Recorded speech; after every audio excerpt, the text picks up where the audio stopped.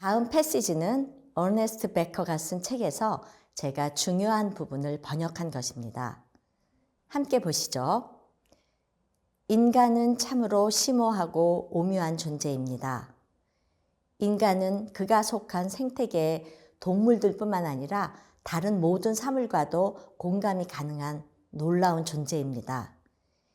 인간은 무엇을 먹을까 같은 사소한 문제를 고민하지만 한편으로 성장하고 바뀌어가는 모든 유기체에 관심을 갖고 탐구할 수 있는 고도의 사고적 존재입니다. 인간은 지금 이 순간에 사는 존재일 뿐만 아니라 내적 자아를 지나간 어제로 확장하기도 하고 호기심을 몇백 년 전 과거로 보내 탐구하기도 하는 그런 존재입니다. 어디 그뿐인가요? 상상의 시간에서 두려움을 지금부터 태양이 식어질 50억 년 후로까지 확장할 수 있는 존재이며 그의 희망을 지금부터 영원으로까지 확장할 수 있는 존재이기도 합니다. 그리고 인간은 아주 작은 땅덩어리나 지구 전역 어디에서나 살 수 있을 뿐만 아니라 그의 상상의 공간에서 은하계, 우주, 그리고 그 너머의 우주의 차원에서도 살 수 있는 신비한 존재입니다. 그렇습니다.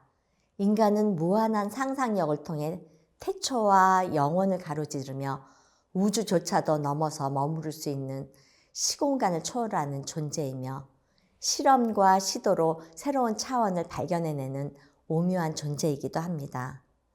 한편 인간은 이중적 존재이기도 합니다. 고개를 들어 하늘의 별을 보면서도 동시에 발은 땅을 밟고 심장이 뛰어야 숨을 쉴 수 있는 한계를 가진 존재입니다. 영원을 원한다고 노래하고 있으나 생명의 한계가 오면 모든 것이 그대로 멈춰버리는 그런 존재입니다. 이것이 아마도 인간이 가진 인정하기 싫은 존재적 모순이자 딜레마일 것입니다. 이러한 모순과 딜레마를 해결하는 길은 그 한계를 온전히 인정하는 데 있을 것입니다. 찰나의 모든 것이 멈춰버리는 한계, 바로 죽음을 인식하고 지금 이 순간을 생각해야 합니다. 하지만 인간은 자신이 궁극적으로 죽을 존재라는 것을 알고는 있지만 무관심하고 회피하고 싶어 합니다. 죽음을 탐구하는 지식은 삶을 돌아보게 하고 반성하게 하지만 인간이 이러한 지식을 거부하고 회피한다면 그것은 한계 속에 갇히게 되는 것입니다. 인간이 지닌 그 놀라운 상상력과 확장 가능성을 놓치게 되는 것이죠. 인간을 위한 인간에 의한 상상력과 확장 가능성을 지닌 인간다운 존재로서 살고 싶다면 죽음을 인식하고 탐색해야 합니다. 죽음에 관해 생각하지 않고 본능으로만 살다가 죽는 동물과 인간은 다른 존재라는 것을 생각한다면 우리는 죽음과 삶에 대해 깊이 생각할 수 있을 것입니다. 한편 우리 인간은 모든 사람이 평등하다고 외칩니다. 공평을 외칩니다. 그러나 그 외침에도 불구하고 그것이 공허하게 들리는 것은 사실 사람들의 상황과 환경이 매우 공평하지 않고 다르기 때문입니다. 인간은 모든 사람이 태어났다는 사실만이 공평할 뿐 출생부터 공평하지 않으며 각자가 다 다릅니다. 남자와 여자라는 성별, 백인과 흑인 같은 인종, 추운 곳과 더운 곳 같은 태어난 지역, 또 태어난 국가가 다 다릅니다. 마찬가지로 살아가는 것조차도 다양한 변수로 인해 모두 다릅니다. 그러나 이 모든 것을 초월해서 인류에게 공평한 것이 있습니다. 바로 죽음이라는 사건입니다. 공평을 외치면서 죽음에는 왜 관심을 갖지 않을까요? 관심을 갖지 않는 정도가 아니라 왜 죽음을 외면하려 할까요? 어네스트 베커는 그 이유를 인간이 죽음을 두려워하기 때문이라고 했습니다. 사실 죽음에 관한 두려움은 인간에게는 보편적인 현실일 것입니다. 또한 베커가 말한 죽음에 대한 공포의 보편성은 인간학의 여러 분야에서 수집된 자료를 하나로 묶는 끈이며 인간 회귀를 놀랍도록 명료하게 이해하는 열쇠라 한 그의 견해에 적확함에 저는 깊이 동의합니다. 그렇습니다. 죽음은 인간을 그리고 인간에 관한 여러 분야를 하나로 묶어주는 끈입니다. 그래서 은폐하지 말고 위장하지도 말고 피하지도 말고 온전히 우리는 그 사실을 받아들여야 합니다. 정면으로 마주하고 부딪혀야 합니다. 그것이 정체를 알 수 없는 죽음에 대한 불안을 감소할 수 있는 방법이며 성숙하게 마주할 수 있는 기회이기도 합니다. 죽음을 진지하게 바라보며 인식하는 삶을 사는 것이 우리에게 참으로 유익하며 죽음에 대한 두려움을 극복하는 최선의 방법이라는 것을 말입니다.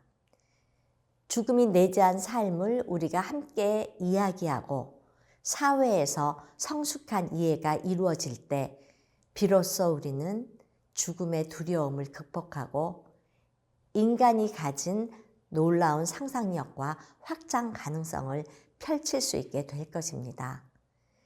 그리고 인간이 오묘하고 신비한 존재라는 생생함을 인식하고 인간의 진정한 고유함과 특별함을 회복할 수 있는 길도 바로 그것을 인식하고 마주할 때일 것입니다. 그러면 다음에는 우리 인간이 죽음 회피 의식으로 인해서 불안감을 갖고 있는데 그것을 어떻게 우리가 대면하고 오히려 그것을 성장의 기회로 삼을까 하는 것을 한번 알아보도록 하겠습니다. 인간은 누구나 자신의 삶에 한계가 있다는 것을 알고 있습니다. 위험에 대해서 우리가 일반적으로 느끼는 불안도 사실은 죽음에 대한 두려움이기도 합니다. 인간이 갖는 이 보편적인 불안과 두려움은 수많은 철학자들의 심오한 주제이기도 했으며 속 시원한 답을 찾기 위해서 수많은 사람들이 그렇게 오랫동안 죽음에 대해 심도 있는 고민을 했을지도 모릅니다.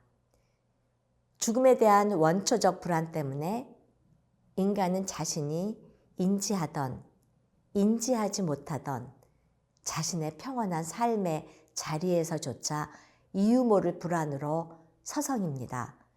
여러분 한번 생각해 보세요. 아침에 잘 자고 일어났어요. 그런데 마음이 평안한 게 아니라 뭔가 내가 감지 못할 불안감이 내게 있어요. 그런 경험들을 여러분들은 다 가지고 계실 겁니다. 저도 마찬가지입니다. 편히 잘 쉬고 하루를 시작하려 일어났는데 뭔가 막연한 불안감이 제 안에 자리 잡고 있음을 느낀 적들이 종종 있습니다. 월터 캐논에 의하면 불안한 사람은 투쟁 또는 도피에 대한 준비 상태로 묘사한 그 극도의 긴장 상태를 경험하게 된다고 합니다. 이 긴장 상태는 급성 스트레스 반응이라고도 하는데요. 사람이 인지한 유해한 사건, 공격 또는 생존 위협에 대한 반응으로 발생하는 어떤 생리적인 반응입니다. 저절로 그렇게 생리적으로 반응한다는 거죠. 교감 신경계의 일반적인 이러한 방출로 위험에 반응하면서 사람은 그 상황에 그 대처해서 싸우거나 아니면 그 위험 상황에서 도망치거나 하나의 준비를 하는 것입니다.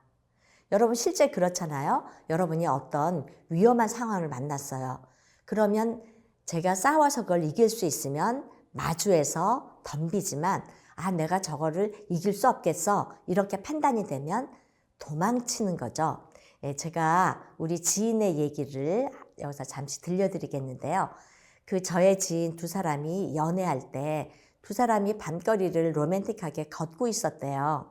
그런데 저 앞쪽에 이렇게 불량스러운 사람, 서너시 서서 우리 지인 두 연인을 바라보고 있었다고 합니다.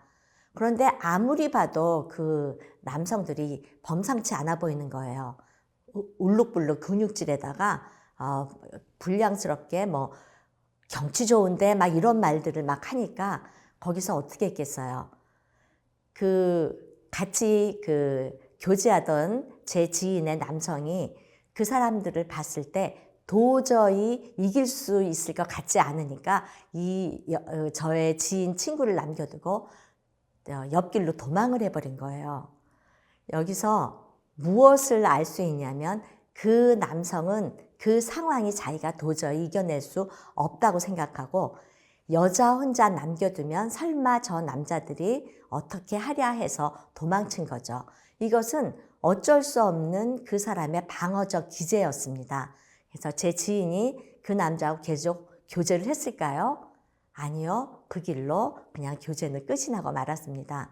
참 해피엔딩이 아니지만 극적으로 어떤 상황을 만났을 때 사람이 싸우거나 도망치는 그런 좋은 예가 될 것입니다. 가시적인 위협은요, 우리 앞에서 지나가거나 극복이 되면 사람은 정상적인 기능으로 돌아갈 수 있습니다.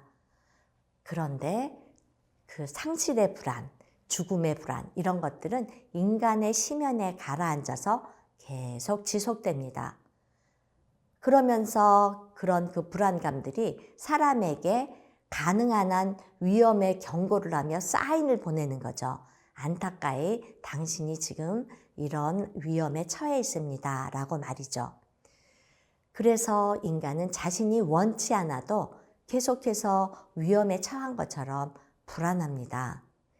이러한 장기간의 스트레스는 사람의 온전한 삶을 방해하고 사람 간의 관계를 왜곡하며 생명을 위협하는 신체적 변화를 일으킬 수도 있습니다. 그러면 죽음에 대한 이런 경보는 필요 없는 것일까요? 아니면 나 이런 경보 울리는 거 원치 않아.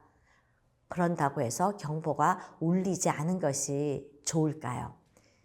죽음에 대한 불안이 인간이 갖는 가장 큰 그 불안 원인이라고 생각합니다. 그 불안에 대처할 능력이 없거나 약하기 때문에 우리 인간이 방어적으로 나오는 것도 어쩌면 정상적인 반응이라고 할 수 있습니다. 그래서 여러분에게 여기서 두려운 것과 불안한 것에 대해서 잠시 알려드리고 싶은데요. 두려운 것보다는 불안한 것에 인간이 더 많이 좌우됩니다. 왜냐하면 두려움이란 것은 구체적인 대상이 있어요. 나 이제 곧 중간고사인데 두렵습니다. 그 시험이 지나가고 나면 그 두려움은 해결되겠죠. 나 내일 여러 사람 앞에서 발표를 해야 되는데 내가 실수하면 어떡하지? 두렵습니다. 그러나 그 발표 시간이 끝나고 나면 그것은 해소가 됩니다. 그런데 불안은 두려움처럼 구체적인 위험이 아닌 거예요. 막연하기도 하고 우리가 가시적으로 볼 수도 없습니다. 그렇기 때문에 불안은 그것을 해결하는 것도 두려움보다 훨씬 더 어려운 것이죠. 그래서 사람들이 두려워하는 것에는 과도한 부담, 일의 부담이라든지 자신의 능력으로 해결하기 어려운 상황을 만난다든지 폐쇄 공포증 같이 갇힌 작은 공간에 이렇게 있게 되는 것, 비행기 타는 것, 높은 것에 오르는 것, 묘지를 본다든지 대중 앞에 서는 것, 군중 속에 있는 것, 혹은 혼자만이 동떨어져서 있는 것 등 아주 수많은 사례가 있을 것입니다. 말씀드렸듯이 두려움은 불안과 달리 보다 구체적인 위험과 관련이 있기 때문에 일상생활을 방해할 가능성이 적고 그 불편한 상황을 피하기만 하면 그러한 그 두려움을 마스터할 수 있는 방법을 배울 수 있는 것입니다. 고소공포증이 무섭다고요? 높은 데 안 올라가면 되잖아요. 그리고 그 대중 속에 있는 게 두렵다고요? 그러면 사람이 많이 모이는 시위 이런 데 안 가면 되잖아요. 그런 걸 말하는 거죠. 마스터하는 방법을 찾을 수 있는 것이 두려움이라는 거요. 그 어네스트 베커는 1994년 그의 저서 죽음의 부정, The Denial of Death에서 그의 실전적인 견해를 제시했습니다. 그는 그런 그 죽음 불안 이론을 기존에 은폐되었던 곳에서 일반 대중들이 논의할 수 있는 드러나는 곳으로 가져온 것입니다. 그 The Denial of Death를 써서 사람들에게 인식을 환기시킨 것이죠. 사실 죽음 불안은 현실적인 뿐만 아니라 사람들의 가장 깊은 관심사라는 것을 그는 많은 사람들에게 인지시켰습니다.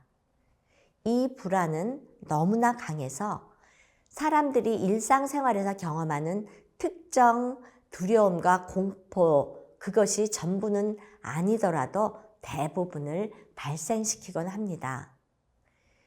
죽음을 맞아서 처하게 되는 혼자 있거나 제한된 공간에 있다는 두려움은 비교적 불안과의 연관성을 쉽게 추적할 수 있는 불안이기는 합니다. 이 근본적인 불안을 어떻게 해결해야 하는가에 대한 사실 명확한 답은 없어 보이네요.